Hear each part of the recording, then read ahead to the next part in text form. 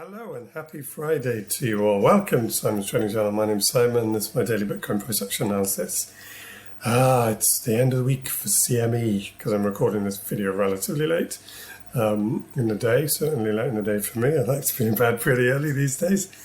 And so you can see this is a 4-hour chart, but if I switch to the weekly on CME, there you go. The candle is closed and it closed at...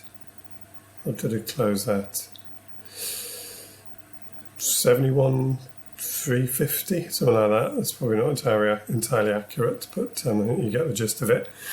And, that is significantly higher than where Bybit is at the moment.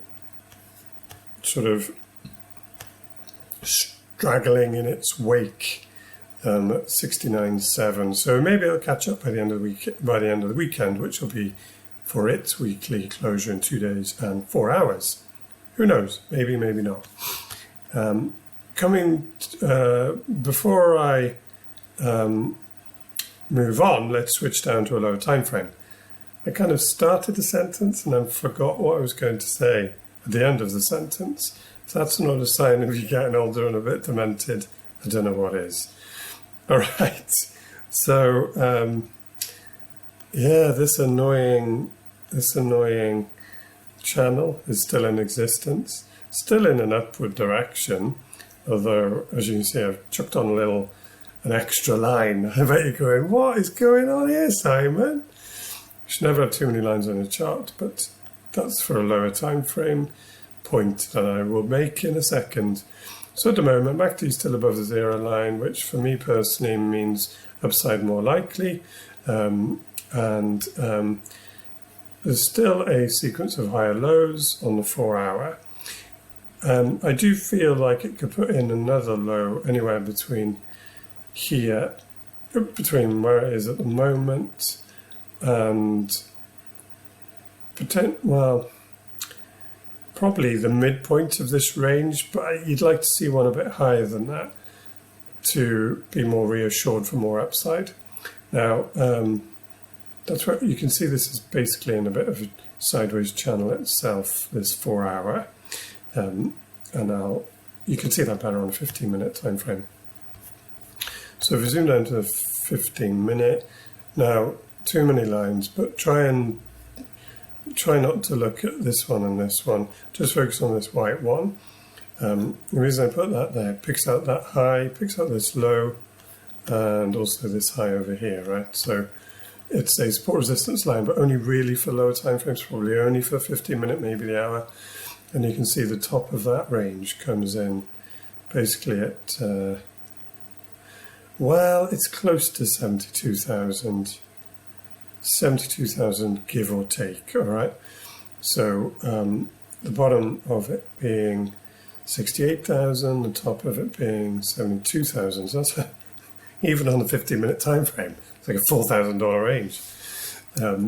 And it has oscillated in between those two areas once and then again. And I do wonder if it's going to do it again on this move down. And you can see this is a lower time frame move.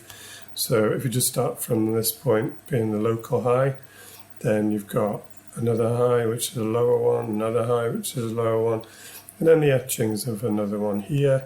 Obviously, that's all negated if this price gets back above 70,500, which is pretty much where CME closed.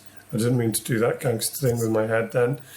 So back above here, definitely on a 4-hour, looks good for more upside.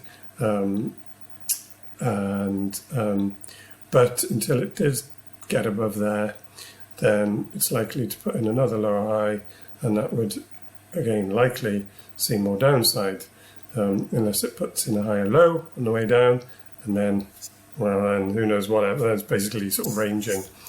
But that's why that white line's in there. So 68,000 is like the first, in my mind, the first sort of safety net for Bitcoin at this stage. 4-hour closure below 68,000, probably going to revisit the midpoint, which is 66. Switch back to the 4-hour, and then closures 4 hours and daily below 66,000, very likely to then want to put in another probably higher low, but you know, you're looking at prices down to the lower 60s at that point. Probably not worth talking about lower than that at the moment because this is still in an uptrend. So I guess that's more on the negative side. And the counter is obviously true as well, with this mini range break being played out, probably with a 4 hour closure above 71.5 in my opinion. Get a 4 hour closure above 71.5 or a couple, okay, maybe 3, and that would look good then for another assault on the all-time high.